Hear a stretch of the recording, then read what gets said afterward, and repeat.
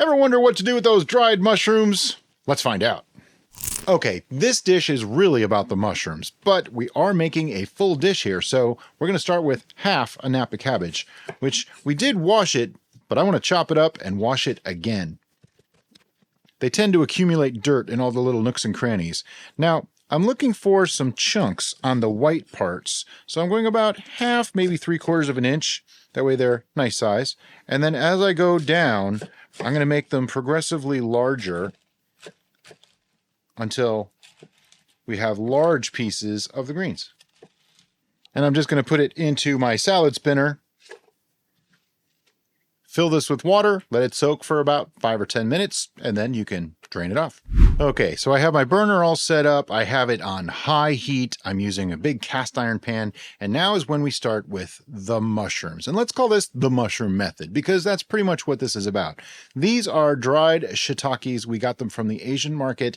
Pretty cheap, really. Lots and lots of different kinds of mushrooms. Sometimes they don't mark them all that well, but we know these are shiitakes. I have about 15 of them. The exact number is not critical. A little more, a little less isn't going to make much difference.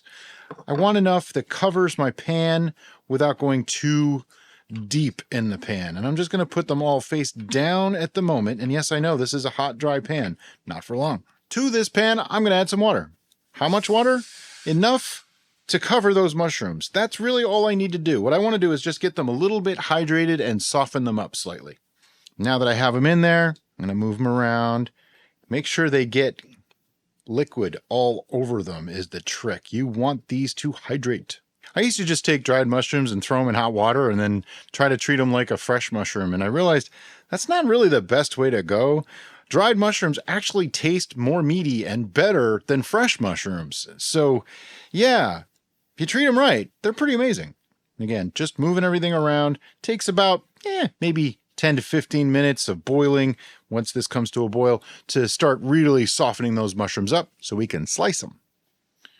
Okay, so they're starting to soften a little bit. I just like to keep moving them around. The middle of the pan on these burners always gets hotter than the outside, so you want to be careful on that.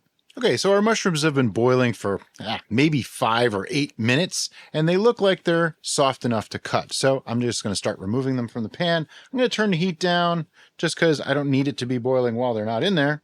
And now what we want to do is start cutting our mushrooms up. And I'm just going to slice them very thin. For that, I am actually using a Nakano knife. They sent me this to test out, and so far I am really loving it. I did point out a slight flaw in the little hilt here, the way it's formed, and I got some steam coming up.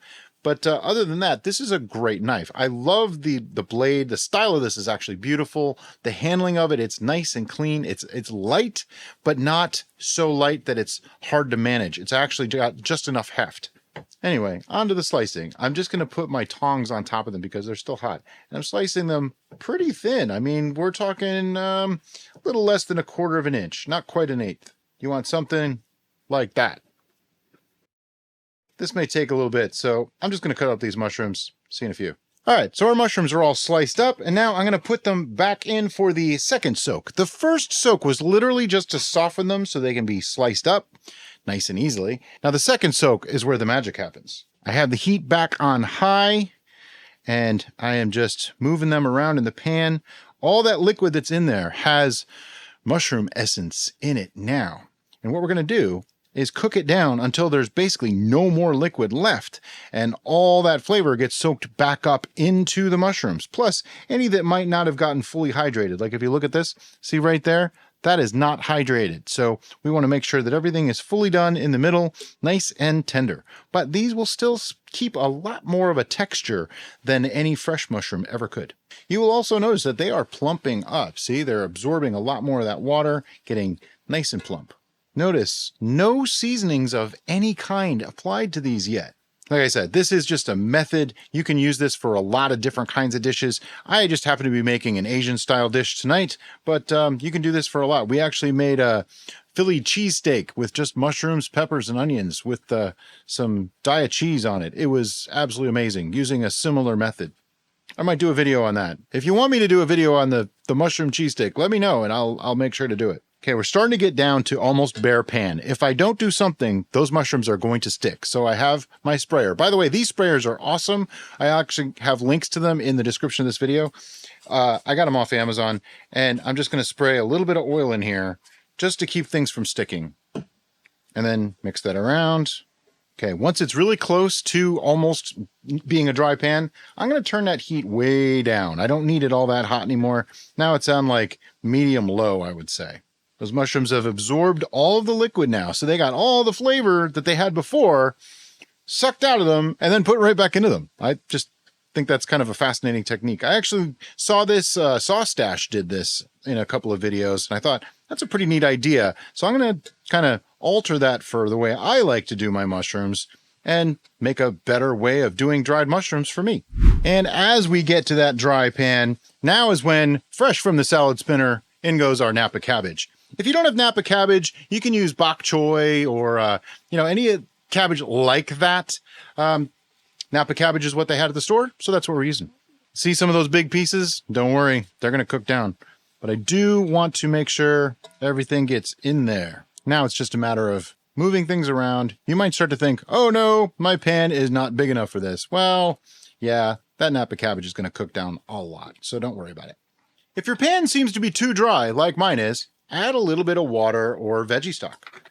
That steam will help to cook down the Napa cabbage. While this is going, I also want to get a pot of water going for our noodles.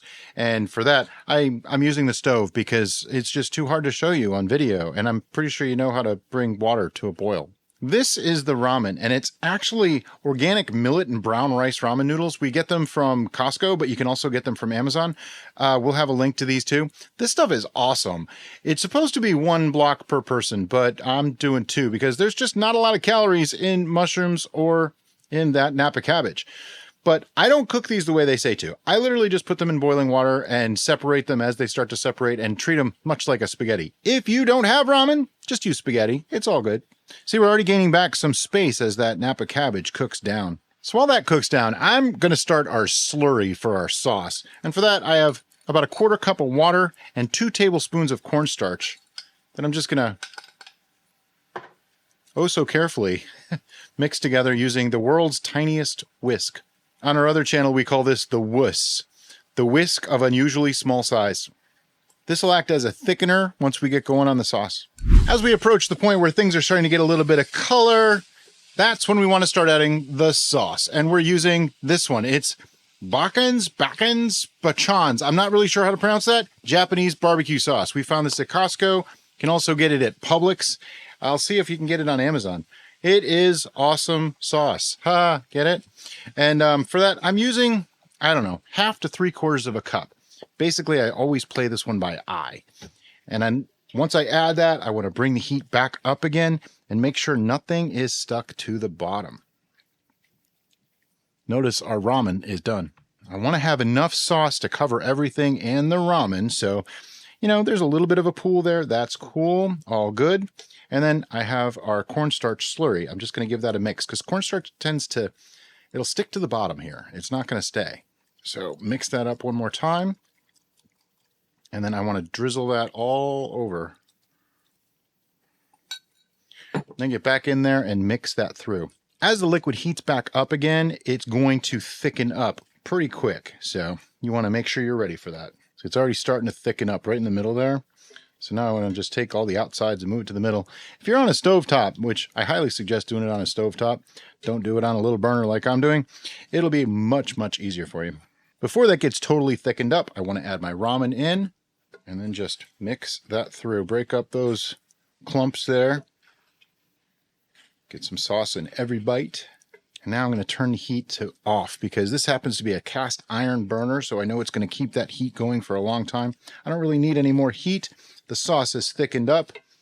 Basically, this is ready to go. And if you noticed, there really was no extra seasonings, no salt, no sugar added. The sauce has everything in it. If I ever figure out how to make that sauce, then there's a million ingredients that have to go into this. But with just using the sauce, it's nice and easy. But now I got to go take some pictures and make an intro video for you guys. So we'll be back in a couple minutes to take a taste. Wouldn't be a cooking video without a taste. Get some of that ramen, some mushroom, some green, and here we go. First, it's very hot. Just letting you know. See that steam? That should have been my indication. However, that sauce mixed with the richness of the mushrooms and the meatiness and texture, combined with the crunchy parts of the Napa cabbage, along with the looser, greener parts of the Napa cabbage in the noodles, makes for such an amazing experience. It's beautiful. You have to try this. Simplest dish ever. But check out these mushrooms. Look at that. Plump, juicy, and they have a texture that is just fantastic. It contrasts so well in this dish. You really have to try this. But anyway, as always, thank you so much for watching, and we'll see you next time on The Bistro.